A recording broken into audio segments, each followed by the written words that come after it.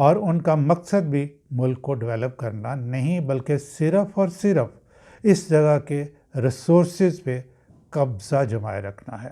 اس لیے وہ کسی اور فورس کو یعنی کسی اور طاقت کو برداشت نہیں کرتے کہ وہ ان کے معاملات میں دخل اندازی کرتے۔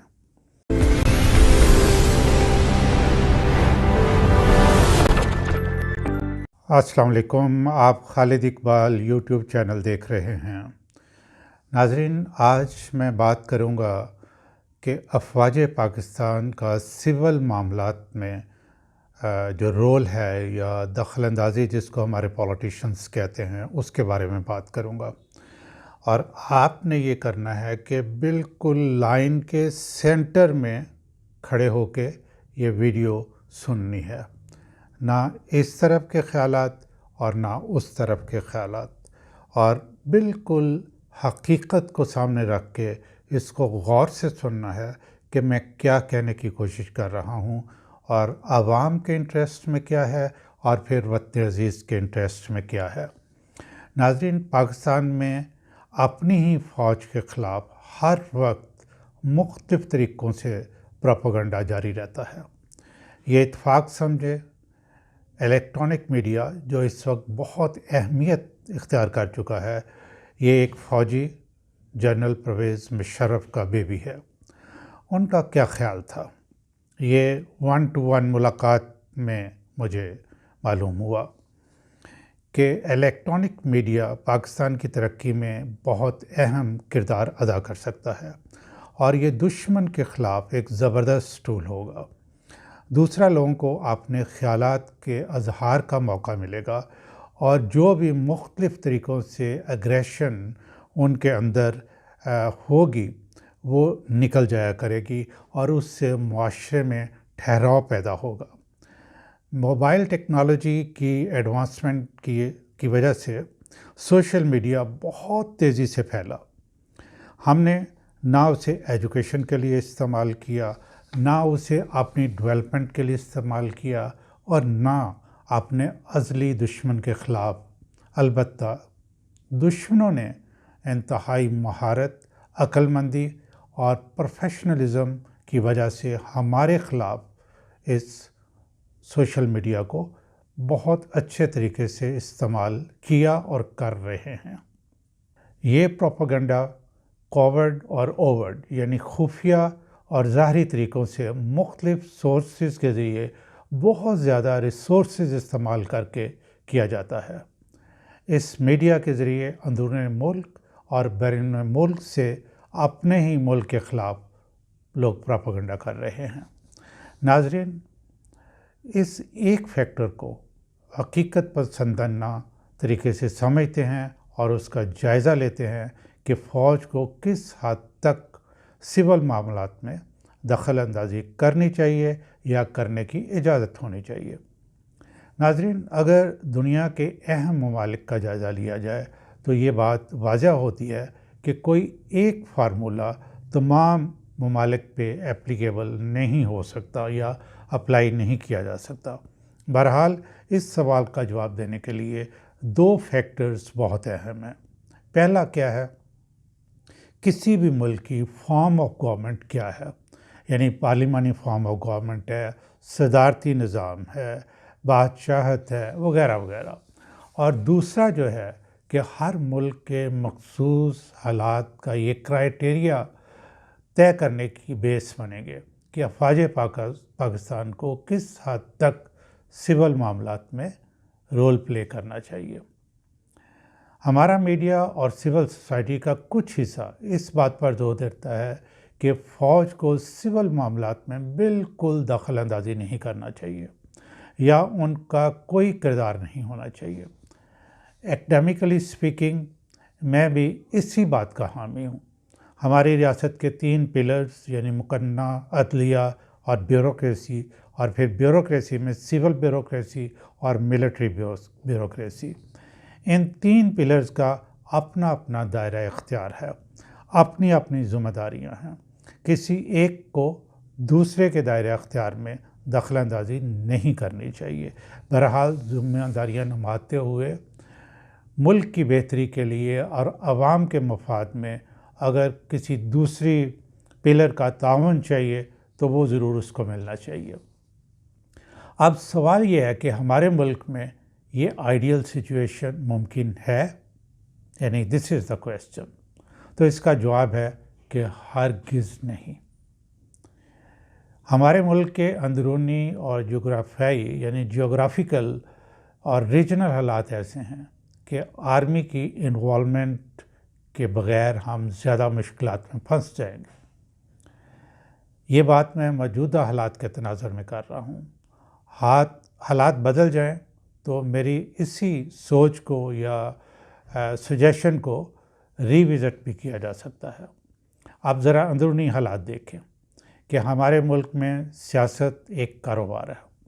پہلے زمیندار وڈیرے سیاست میں آتے تھے، پھر کاروباری حضرات آئے اور پھر ان دونوں نے مل کے بیوروکریسی کے ساتھ رشتہ داریاں بنائیں اور ملک کا اشرافیہ بن بیٹھے، اور عوام بیچارے کمی کمین محنت کریں، کام کریں، ٹیکس دیں، اور یہ لوگ مختلف ملکوں سے اور انسٹیٹیوشن سے قرضے لے کر کھا پی جائیں اور اپنے اثاثے سے باہر بنائیں، جائیدادیں بنائیں، اور ان قرضوں کو اتارنے کے لیے بیچارے عوام جن کے پاس 2 وقت کی روٹی کھانے کے لیے بھی پیسے نہیں، اور بہت سے عوام جو ہے وہ پاورٹی لائن سے نیچے رہ رہے ہیں اور وہ ہر قسم کے انڈائریکٹ ٹیکسز دے رہے ہیں۔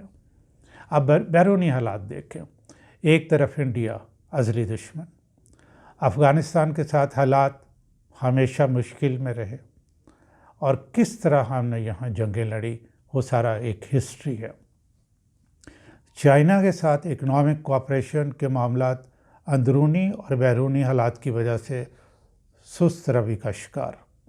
ناظرین، ان حالات میں جس کلاس اور جس لیول کے ہمارے پاس سیاستدان ہیں جو حکومت کرنے کے لیے ہر طرح کے ہتھ کنڈے استعمال کرتے ہیں یا حکومت میں آنے کے لیے ہر قسم کے ہتھ کنڈے استعمال کرتے ہیں، ان میں قطعاً اتنی صلاحیتیں نہیں کہ وہ ملک کو ڈیولپ کر سکیں، اور ان کا مقصد بھی ملک کو ڈیولپ کرنا نہیں بلکہ صرف اور صرف اس جگہ کے ریسورسز پہ قبضہ جمائے رکھنا ہے۔ اس لیے وہ کسی اور فورس کو یعنی کسی اور طاقت کو برداشت نہیں کرتے کہ وہ ان کے معاملات میں دخل اندازی کرتے۔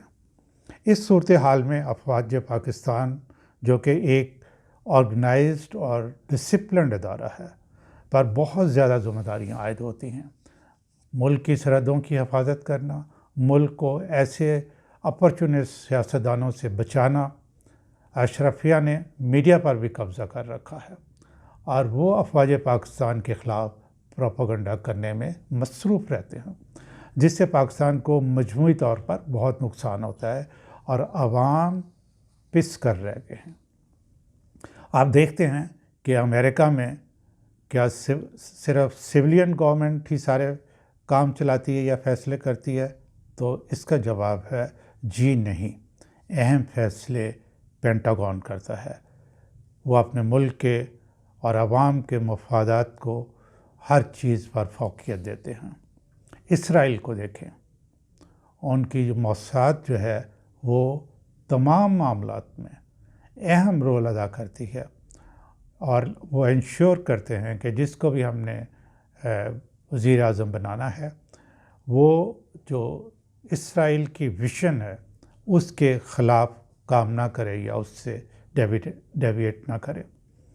انڈین آرمی کو آپ دیکھ لیں، ان کے بھی سول معاملات میں بہت زیادہ سے ہے، اور خاص طور پہ جب پاکستان کے ساتھ معاملات کی بات آتی ہے تو انڈین آرمی کا جو کچھ بھی وہ کہتے ہیں وہ فائنل ہی ہوتا ہے۔ سول معاملات میں افواج پاکستان کا رول کام کرنے کا صرف ایک طریقہ ہے۔ ناظرین، میرے اس نقطے کو ذرا غور سے سنیے گا کہ سول معاملات میں افواج پاکستان کے رول کو کم کرنے کا صرف ایک طریقہ ہے، اور وہ یہ ہے کہ کانسٹیٹیوشن آف پاکستان میں افواج پاکستان کو کچھ اہم رول دیے جائیں جن کی اس وقت ضرورت ہے، خاص طور پر پیشہ ور سیاستدانوں، میں پیشہ ور کا استعمال کر رہا ہوں۔ پیشہ ور سیاستدانوں کو ختم کرنے اور پڑھے لکھے بھی میں صحیح معنوں میں کہہ رہا ہوں، کیونکہ اب تو یہ ہے کہ وڈیروں نے جب باہر اپنے بچوں کو بھیجا تو وہ آ کے اور بھی زیادہ خطرناک ہو گئے ہیں، اور مین سٹریم میڈیا پہ آپ ان لوگوں کو دیکھ لیں جو کہ مختلف پارٹی سے تعلق رکھتے ہیں اور پڑھے لکھے ہیں، اور وہ کتنے خطرناک ہیں ملک کے لیے۔ اور میں یہ کہتا ہوں صحیح معنوں میں پڑھے لکھے سیاستدانوں کو آگے لانے میں اپنا اہم کردار ادا کریں، تاکہ پالیٹکس ایک اسٹرانگ انسٹیٹیوشن بن جائے، ایسا انسٹیٹیوشن جو وطن عزیز کی بہتری کے لیے کام کر رہا ہو، اور اسمبلیوں میں آنے والے سوداگر، تاجر، وڈیرے نہ ہوں، بلکہ ڈیسنٹ، ذمہ دار، محب وطن لوگ ہوں، جو سب سے پہلے ہیومن ڈیولپمنٹ پہ توجہ دیں۔ عدلیہ کو سیاست صاف کر کے ایک خاص ٹریننگ کا سسٹم جو نا ان کا ہونا چاہیے۔ اب وقت آ گیا ہے کہ جسم کی بجائے روح کے لیے اس ملک کی آبیاری کی جائے، جہاں ہم مطمئن ضمیر کے ساتھ انسانوں کی طرح رہ سکیں۔ اپنی ہی فوج کے خلاف گالم گلوچ کا سلسلہ بند ہونا چاہیے۔ عوام اور افواج پاکستان ان کے درمیان جو وسیع خلیج حائل ہو چکی ہے اس کو ختم ہونا چاہیے، اور فوج کو بھی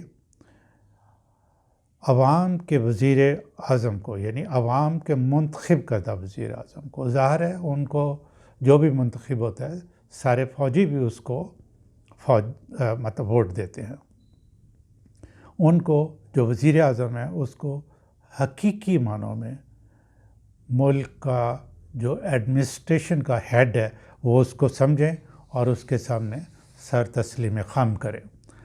ناظرین، ایک بات ذہن میں رکھیے گا کہ دنیا کے حالات سٹیٹک نہیں، یہ ڈائنامک ورلڈ ہے۔ یہ میری سجیشنز آج کے حالات کے تناظر میں ہیں۔ کانسٹیٹیوشن بھی آسمانی صحیفہ نہیں ہے، اس میں بھی بدلتے ہوئے حالات کے مطابق ملک کی بہتری کے لیے، یعنی عوام کے لیے تبدیلیاں ضروری ہیں، اور جو کہ ہم کر سکتے ہیں۔ اور یہ اس وقت تک کہ ہر شخص کے اندر اویئرنیس نہیں آ جاتی، اس کو اپنی اہمیت، حقوق اور ذمہ داریوں کا ادراک نہیں ہو جاتا، اور وہ ذہنی اور جسمانی طور پر اشرفیہ کا اعلی کار بننے سے انکار کی جرت پیدا نہیں کر لیتا۔ اس کے بعد تینوں پلرز آف اسٹیٹ کے رولز کو ریوزٹ کیا جا سکتا ہے۔ ناظرین، ویڈیو کو مختصر رکھنے کے لیے میں نے اہم ایسپیکٹ کی طرف صرف اشارہ کیا ہے۔ امید ہے کہ آپ سمجھ گئے ہوں گے۔ آج کے لیے اتنا ہی، اور خالد اقبال کی طرف سے آپ کے لیے بہت دعائیں، اور اگر ابھی تک آپ نے میرا چینل سبسکرائب نہیں کیا تو اب کر لیں، گھنٹی کا جو نشان ہے اس کو بھی دبا دیں، اور لائک کو ٹک ضرور کریں۔